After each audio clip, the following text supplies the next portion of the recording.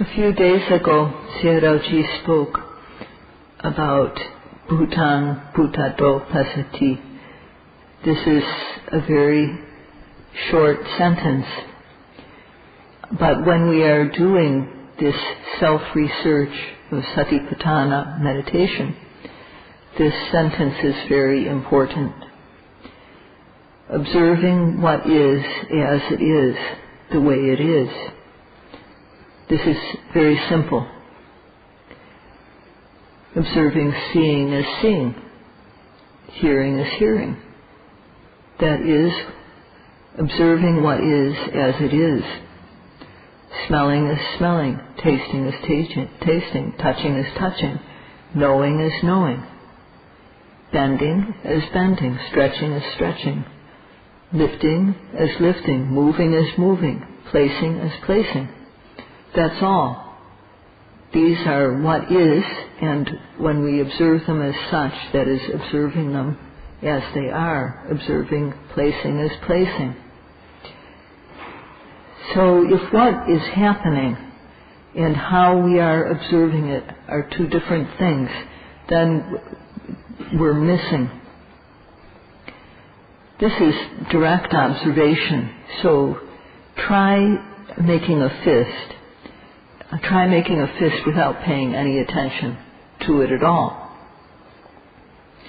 If you don't pay attention, you don't know anything as you clench the fist. But then try clenching your fist, try clenching your hand into a fist, observing it. Put your mind on the hand as you clench it into the fist. So, focusing the mind on the hand, then the mind doesn't go somewhere else. This is good. And if at the moment of clenching, the mind falls on the hand, or the mind knows the clenching, the way it's in a clenched, closed position, then the mind falls on this object, and effort is there, virya is there. Because virya is there, then intense laziness is dispelled. Intense laziness is no good. It's a quality that people who are base and low accept. So, when the mind falls on the clenched fist, then there's no way for laziness to arise, and also there's no way, there's no greed for either the hand or this clenching, this fist, because sati is present. So there isn't any greed, any craving for the object when sati is present. There's no wondering about what is it or how is it or why is it. So when sati sticks to the hand or sticks to this clenching, then the mind falls collectedly on the object. The mind doesn't run anywhere. And this is samadhi, concentration. One isn't knowing the true Dhamma yet, but because the mind is reaching the hand, it's reaching this clenching fist, this is good. Some people don't even get their minds to reach the hand in this way. So this mind that is connecting with the hand, this mind is clean, and this is no insignificant thing. When we observe this clenched fist as it is, this is observing what is as it is. Bhutang Bhutato Pasati. And we observe this fist as a fist. We observe the clenching as clenching. And in this observation, there's virya, effort, sati, the observing power, samadhi, concentration. There's the energies of these three qualities. And if one observes second by second, in 1 minute there will be 60 moments of observation. So although there is no knowledge arising yet, one is controlling one's mind. And this is very good. So yogis must calculate in this way. When we've only been practicing a few days, we can't know mind and matter yet, nama and rupa. And knowing cause and effect, their cause and effect relationship is even farther away. We can't know how these things are impermanent and so on. We can't know this type of thing directly yet. We have heard about it or read about it, but we can't know it directly after just a few days. And an analogy is that when we put a piece of food in our mouth, when we chew, right away we don't know the taste yet. We know hardness, and then we know softness. And this is knowing what is as it is. These are what is really there: hardness, softness. And in this morsel of food, there's any one of 6 tastes. There could be some sweet, sourness, bitter, salty, spicy, bland. And there will be at least one of these types of tastes in the food. And this becomes apparent. So at first, in the first chew, we know that the hardness of the food. And as we chew, second chew, we know softness. And as we chew carefully, the taste becomes apparent. Any one of these 6 tastes may become apparent to us. And this taste is called sarasa, the individual taste. It's also called sabhava, the individual nature or own true nature. So this is an analogy for what we do when we practice. It's like eating the bit of food. When we observe what is at the moment, for example, at the moment of, if we're observing the fist, at first it's just like putting a lump of food in our mouth. We just know this lump.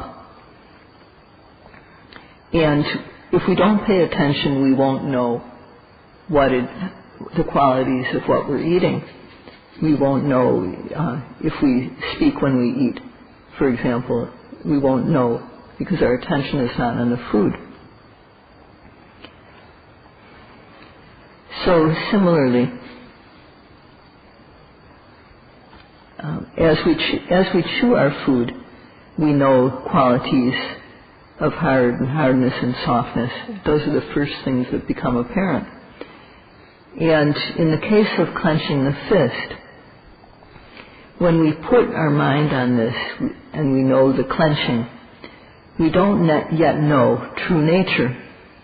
We're aware of the form or the way the shape of the fist, or we're aware of the manner that it's clenching.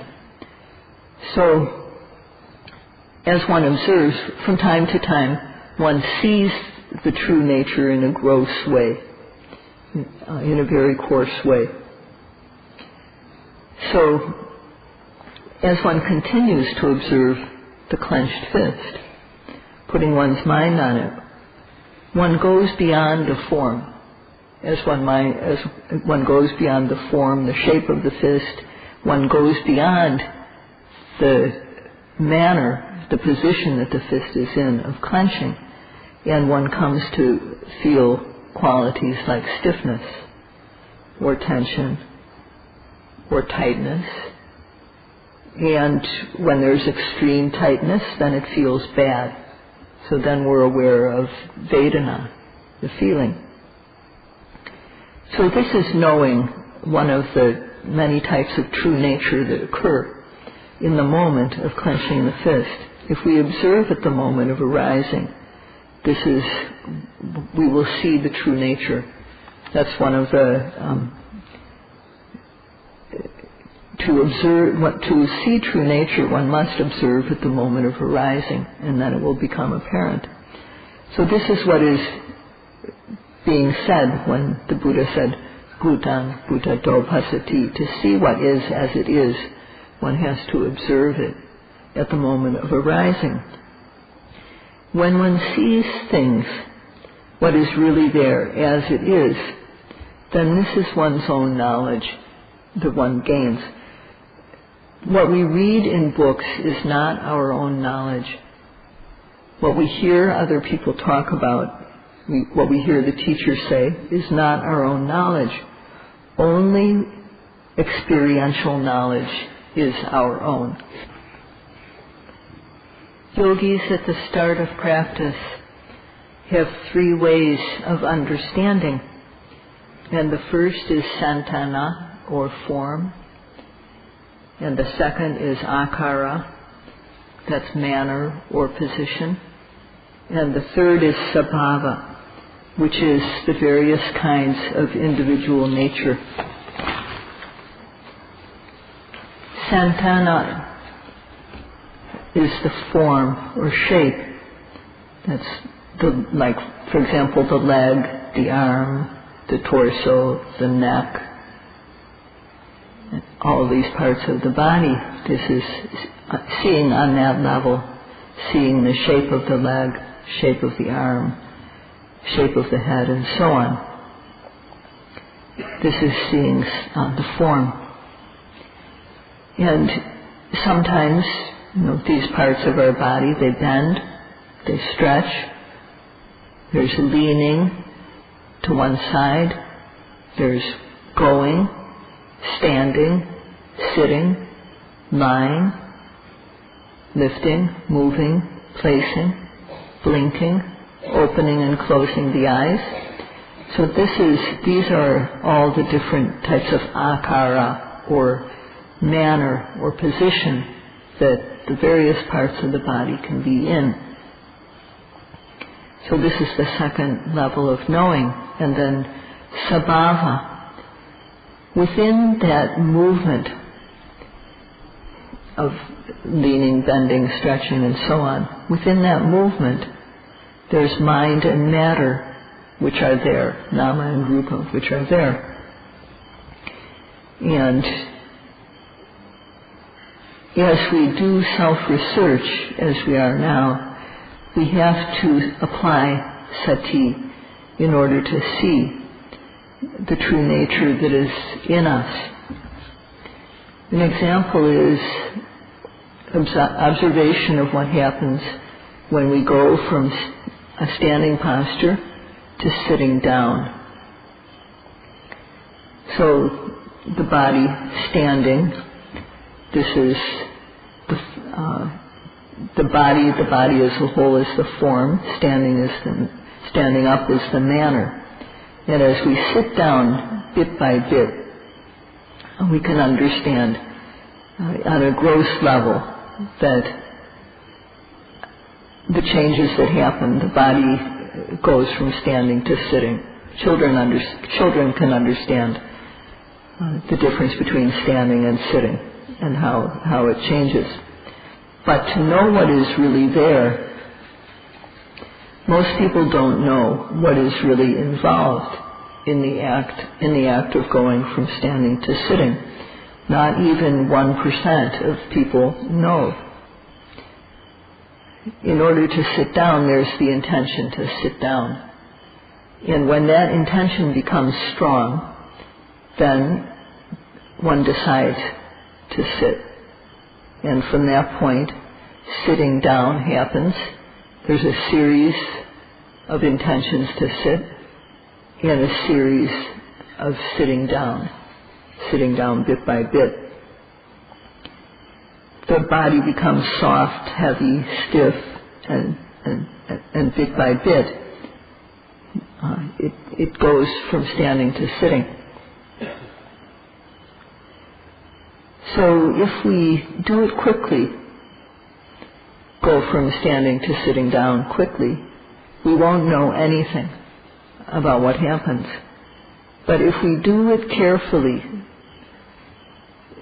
inch by inch, observing inch by inch, bit by bit, and focusing on our mind, focusing our mind on the body at the time of sitting down, we'll see that there is a series of intentions to sit and a series of sitting down. So it's like turning on the switch, turning on the light switch. When one turns on the light switch, electricity flows and the light turns on. So when we turn on the relevant switch, then the energy created by the mind causes movement. That's using the analogy when intention causes sitting down. It's like the relevant switch, turning it on, and then there's energy produced that causes movement.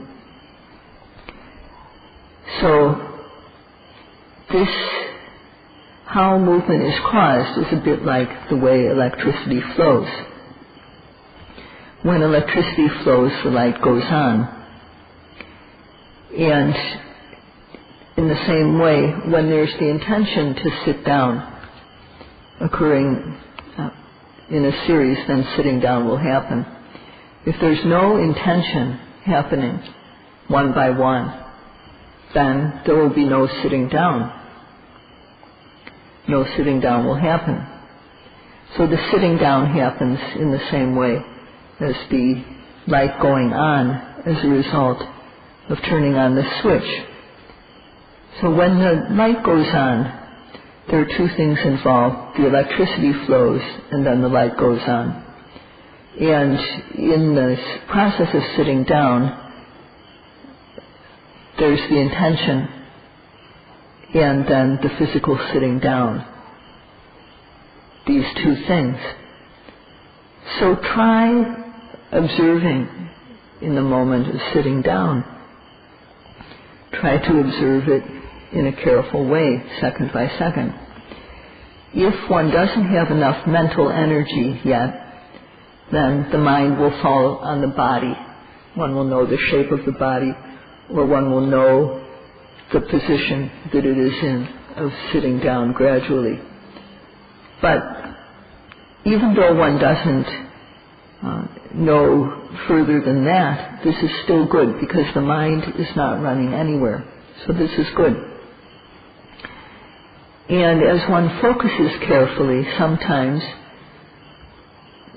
it will become apparent that there's stiffness, or that there's tension, or that there's a heaviness. And when one feels off balance and has to adjust, has to move one's arms because the body's become out of balance, one feels uncomfortable. This is Vedana. So at the start of the practice, it's not easy to know the mind, the intention to sit down. But if one continues to practice, then one will come to see the intention too. When the body sits down, sitting down is manner. It's the position that the body is in. And as one's mental energy becomes strong, one will know the true nature that happens in that moment. Our observation is in order to see this true nature. And once you understand this concept, you can understand what is happening in every other movement that we make. When sitting down like that, observing the sitting down, one puts one's mind on the position of sitting down, on that act of sitting down, inch by inch. And one aims the mind so that the mind is focused accurately. One also applies effort so that the mind gets there to the sitting down. The mind has to be not sluggish or slow. The mind must be active.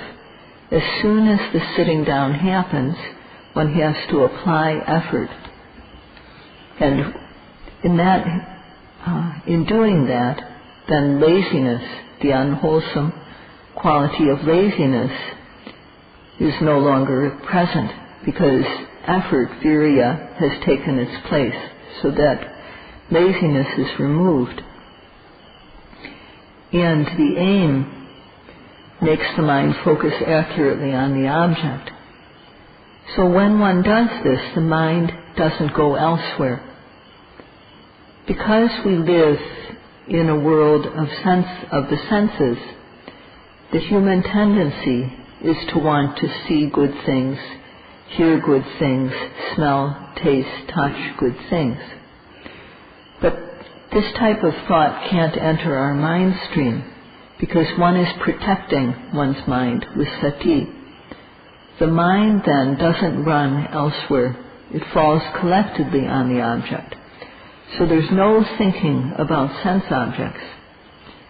This tendency is suppressed, and the mind doesn't scatter. It sticks to the object. The mind is collected. Each second of the time, there's virya, sati, and samadhi present, effort, observation, and concentration. So the mind having these qualities is clean. And if one is observing like this, with these three qualities, effort, sati, and samadhi, every second, then in 1 minute there will be 60 moments of observation. And in 5 minutes, 120, and in 360, I'm sorry, my math is bad, and in 1 hour there will be 3,600. So these three qualities are known as the samadhi kanda, the samadhi group, concentration group, virya, sati, and samadhi. This is to be developed. If it's not there, then we have to create it. This is called upadana, to give a start to what is not yet there. And then, so that we don't lose that which has been started, we have to enlarge it. This is called vedana. And we enlarge, we multiply this clean mind by repeated observation. And this repeated observation makes the mind firm. So when we do this a lot, then eventually knowledge arises. So the mind falls collectively on the object, and sometimes one knows stiffness. The mind falls on stiffness. When the mind falls on tension, one knows tension. When the mind falls on heaviness, one knows heaviness, and so on. So when the mind, whatever the mind falls on, we know it accordingly. And if we analyze what is happening in this moment, there's application of effort to get the mind to the object at the moment it is happening. Sati is sticking to the object, and because of that, the mind falls collectively on the object. This is samadhi. There's accurate aim, so that our mind is focused exactly. The mind has the object exactly in focus. And this is vitakka, this quality of accurate aim. And then there's knowing, which is paññā. So the first three of these factors, virya, sati, and samadhi, this is the samadhi kanda, the concentration group. And the second two factors, vitakka, or accurate aim, and paññā, knowledge, these are the paññā kanda, or the wisdom group. So these are 5 factors that are present in the moment of observation. When we go from standing to sitting down, bit by bit, observing as it happens, then when there's effort, sati and samadhi. The samadhi kanda is present. There's aiming, which is the jhanic factor, and knowledge also occurs. These happen because one observes moment by moment. One observes the act of sitting down as it is happening, bit by bit. So we have heard about this, and when we really apply effort with the faith in the benefits, with a desire to observe, or with the desire to be free of defilements, or with the desire to know true nature, then when effort, sati and samadhi are complete, knowledge will arise. So if one observes respectfully,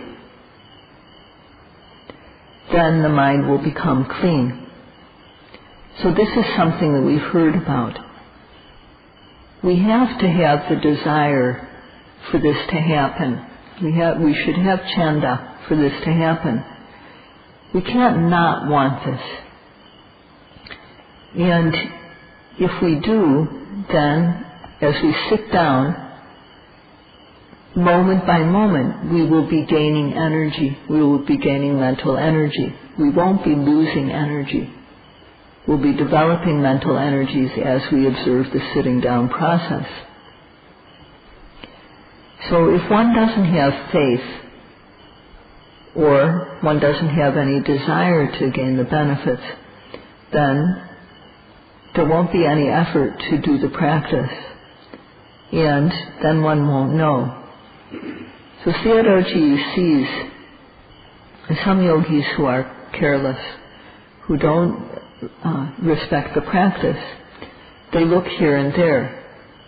Doing the practice, one is supposed to keep to oneself. One is supposed to observe one's own phenomena. But these yogis look here and there, all over the place. So if one applies oneself, one will gain the samadhi kanda. One will develop that. One will gain the panya kanda, the wisdom group. This is what one gains if one works, applies oneself respectfully. But if one has no faith and no chanda, no desire to gain the results of the practice, then every moment one is losing out on the chance to get these things, these 5 factors. So in 1 minute of carelessness, that's the 1 minute of loss. And in 5 minutes, there will be 5 minutes of loss. So this work is incredibly valuable. And if one reflects on how valuable it is, then one will work at it, and one will get the Dhamma in a short time. When we observe what is as it is, then we are able to dispel ignorance. Ignorance doesn't know the true Dhamma when it is happening, but our observation dispels this ignorance. And at this moment, there's knowledge. And this knowledge doesn't occur alone. It occurs together with virya, sati, and samadhi, effort, observation, and concentration. So in this, there is the samadhi kanda. And there's also the factor of aiming together with knowledge, makes up the Paññā Khanda, the wisdom group. Or another way of looking at it is that there is the training of samadhi present and the training of paññā. The training of samadhi, samadhi sekha, overcomes the obsessive defilements, the pariyotana kilesas. Or if these things, if the samadhi will, if those happen to arise, then one quickly can dispel them. For the most part, one can keep them suppressed. This is like fire prevention. When one wants to prevent fire, one takes action in advance, but if the fire breaks out, one is prepared to put it out quickly. And the samadhi khanda is like that with regard to the obsessive defilements. So when the mind falls collectedly on the object and accurately on the object, then there are two more factors that are involved, this accurate aim together with knowledge. So in all, there's 5 factors of the path that are present at this time, and this is called the forerunner path, the 5-fold path. At this time, while we're practicing, there's not any way in which we're going to transgress. There's no opportunity for us to break our sila. But we have the intention to act well, to not commit wrong. We have the intention to speak in a friendly way, to speak what is true, to speak what is beneficial. And we have the intention to avoid killing, avoid adultery, avoid stealing, whether it's in normal life or in any type of livelihood. We have the intention to keep our sila pure. So although we're not in a situation where we are actively faced with the potential to transgress, we have the intention to keep sila. So therefore, the factors of the sila portion of the path are present. So every moment of observation, our sila is also complete. And this means that there are all factors of the Eightfold Path involved in a moment of observation. In other words, there are the 3 groups, the sila group, the samadhi group, and the paññā group. Or one can think of it in terms of training. In the moment of observation, the training of sila, of samadhi, and of paññā are all involved. The training of sila overcomes the gross transgressions, gross defilements, the ones that take place on physical and verbal level. The samadhi khanda eliminates the obsessive defilements, and the paññā khanda uproots the latent defilements, the ones that lie dormant. So when one reaches this situation, one should understand that in every moment of observation, one is getting a profit on one's existence. And if, on the other hand, in every moment one doesn't observe what is happening, the arising object, then one is losing this. So people who came here to get this benefit, if one doesn't work respectfully to gain the benefits of the practice, then one is losing. So one has to just value this time. This time is very valuable, and valuing the time here, work respectfully. While one is applying oneself to observing the arising object, to the practice, this creates energy. It's like driving a car. We have to drive our car in order to keep the battery charged. If we don't drive the car in time, the battery will run down and it will die. So, like this, we have to also keep our battery charged by observing the object every moment.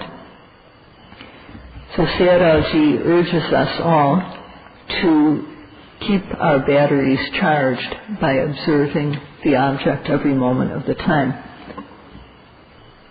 That's all for today. Sadhu, sadhu, sadhu.